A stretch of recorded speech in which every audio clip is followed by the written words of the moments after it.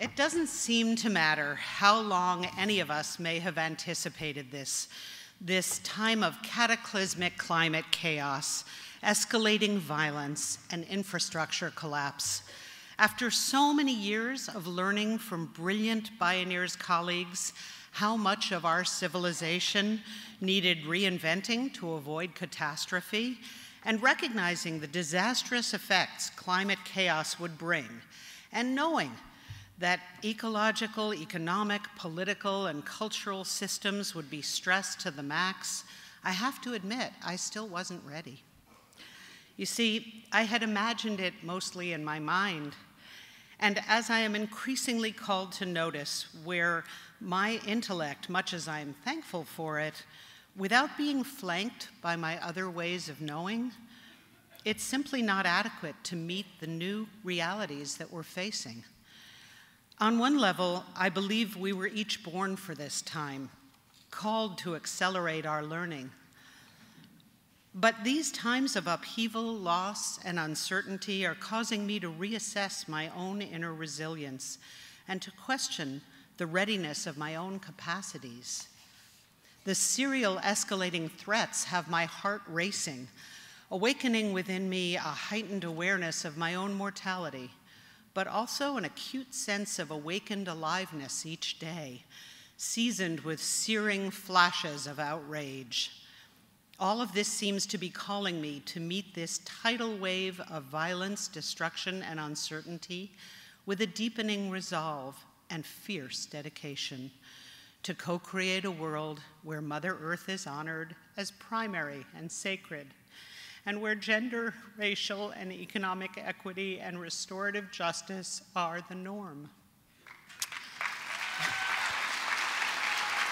We can do this. I'm also finding a deeper understanding about the primacy of our interdependence.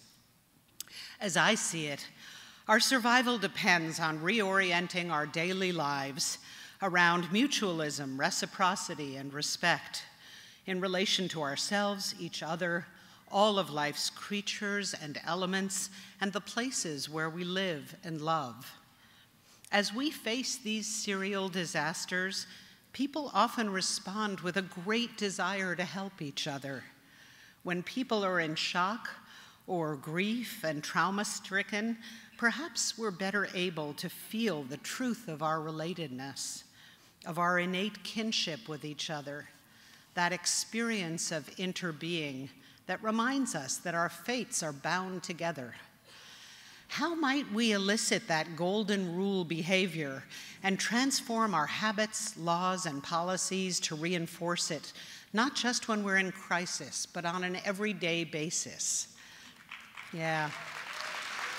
Well, faced with ever more wildfires and floods, mudslides, earthquakes, and hurricanes, and immigrants, refugees, and evacuees fleeing with terror and trauma in so many places, while 5 men own as much wealth as all the rest of the billions of people in the world combined, my animal body simultaneously cringes and recoils in fear and is filled with a burning desire to take action. I'm trying to learn how to address trauma and increase resilience in myself, in those I care most deeply about, and in the communities I feel called to serve. I'm realizing that nothing's going to be more important for us than this capacity for resilience. We need to build our ability to bounce back after disruption and remain centered and resourceful after shocking events, because these events are increasing in frequency and scale.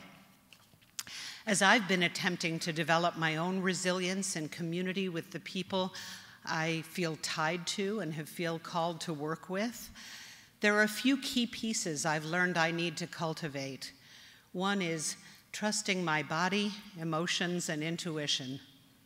The second is really valuing and cherishing diversity on all levels. And the third is learning how to place my attention. Thank you. An ecological study showed that ecosystems with the greatest diversity of species are the fastest to recover after disruption, while monocultures or areas with fewer kinds of species take much longer to rebound towards health. I'm convinced that the same holds true for us humans as well. As a social species, any collective that combines multiple perspectives, orientations, and ways of perceiving improves the group's problem-solving abilities. Within ourselves, if we listen for guidance from our bodies and our heart's emotions, as well as from our ancestors, intuition, nature, and dreams, we may bring greater wisdom, context, and flexibility to our interactions than if we're guided solely by our mind's planning and imagining. In nature, the places of greatest fertility, innovation, and invention are the places where two or more ecosystems meet. And where differences collide, newness is born. And if we were ever in need of birthing a new world, now would be the time, eh? And the diversity we need to cultivate is not only about the colors of our skin, but reaches to the furthest starry edges of our human galaxy.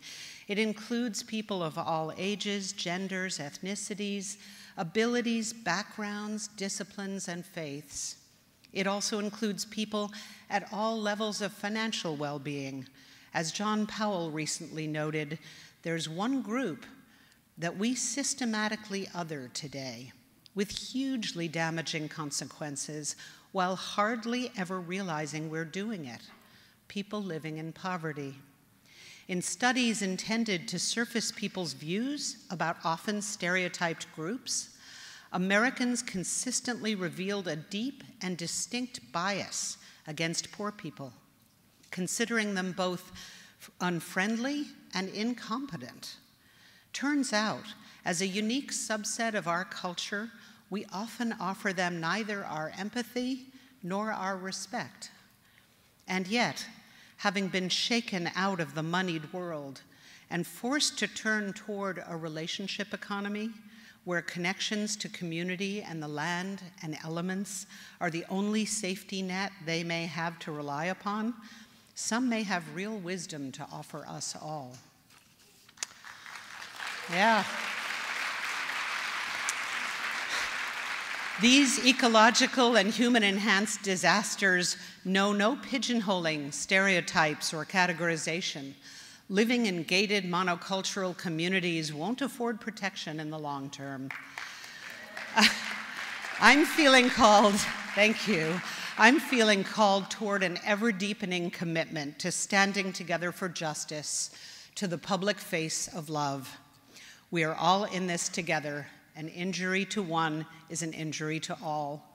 We all have the same hearts, connective tissue, and spines.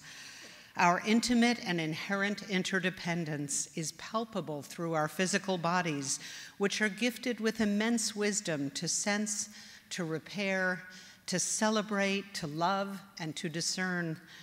As we fill our lungs and bodies with each other's exhalations, since the earth is a closed loop and recirculates everything, the cup of tea we drink today may well have once been Cleopatra's bathwater. My wise mother has taught me that when I listen closely to my body, it never lies. Sometimes, upon hearing a comment in a group that might offend or hurt someone, though I may not be able to pinpoint what was off about it with my ears or mind, I can feel it in the pit of my belly.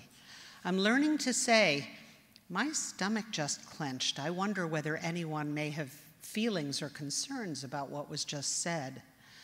My body also, and thankfully, lets me know when it's had enough of perpetual activity, of responding to others' needs without checking in on my own, although I've become deeply patterned to override it. Since turning 60 and entering my young elderhood, I'm learning to listen, better at least, when it calls me to rest. The poet David Whyte describes this so beautifully. He says, "Rest is the conversation between what we love to do and how we love to be. Rest is the essence of giving and receiving, an act of remembering imaginatively and intellectually, but also psychologically and physically. Rested, we are ready for the world. Rested, we care again for the right things and the right people in the right way. In rest, we reestablish the goals that make us more generous, more courageous, more of an invitation, someone we want to remember, and someone others would want to remember too.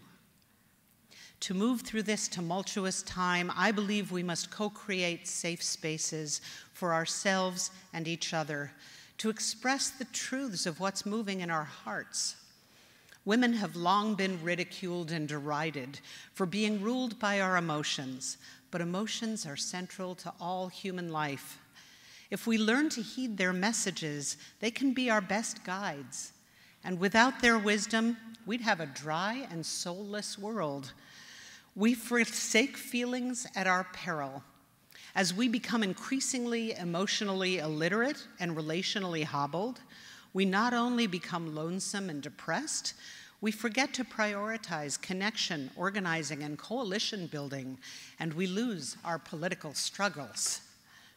Even anger can be a positive force. It can be negative or corrupted as aggression, violence, or rage, but in her brilliant book, The Language of Emotions, Carla McLaren notes that in its purest form, anger is actually the body's way of informing us that a boundary has been trespassed. Unexpressed or stifled, emotions become toxic to our psyches.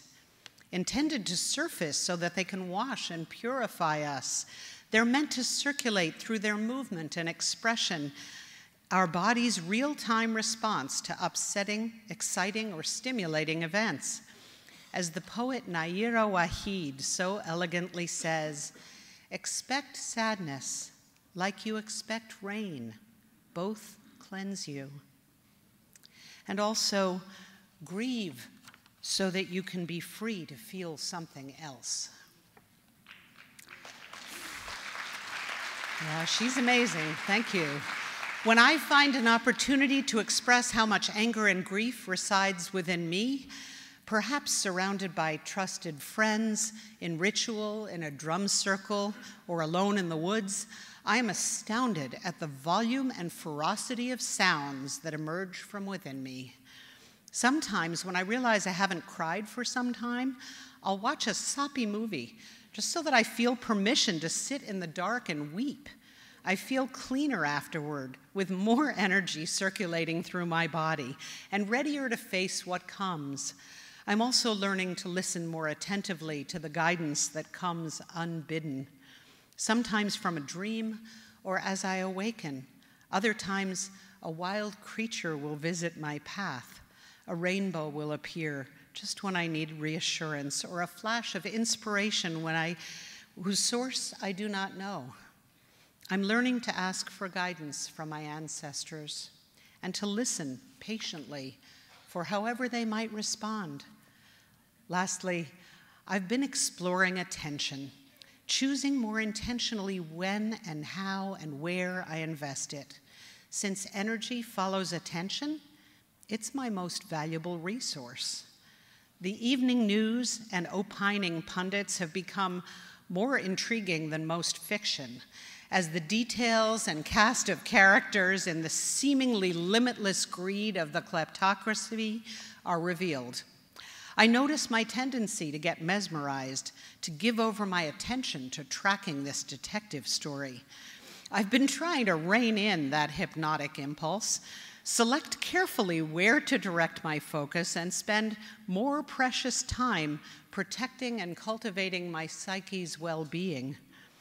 Lynn Twist suggests that what we appreciate appreciates, and I've found it to be true in nearly every area of my life. Perhaps it's a basic principle of relationships that we might all do well to practice, since we all long to feel valued, attended to, and appreciated for the uniqueness that we bring. And then there's meditation, the practice of attending within. Long a reluctant, impatient, and poor practitioner, I'm discovering the value of regularly and deeply turning my attention inward to just listen, to check in with my multiple ways of knowing, and to see if anyone in the Council of Ninas has anything I need to listen for. A writer and teacher of relational mindfulness, Deborah Eden Tull, suggests that giving ourselves the gift of our full attention is the subtlest form of self-love. I'm finding that a few minutes, a couple of times a day, is making a real difference, strengthening my centeredness when I'm navigating choppy waters, deepening my capacity to listen and discern and to receive guidance.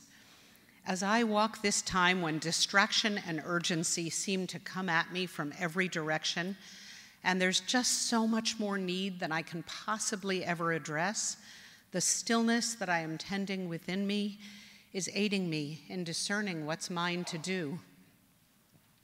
There's a gentle sense of self-acceptance that's causing me to feel kinder towards others as I'm practicing it towards myself.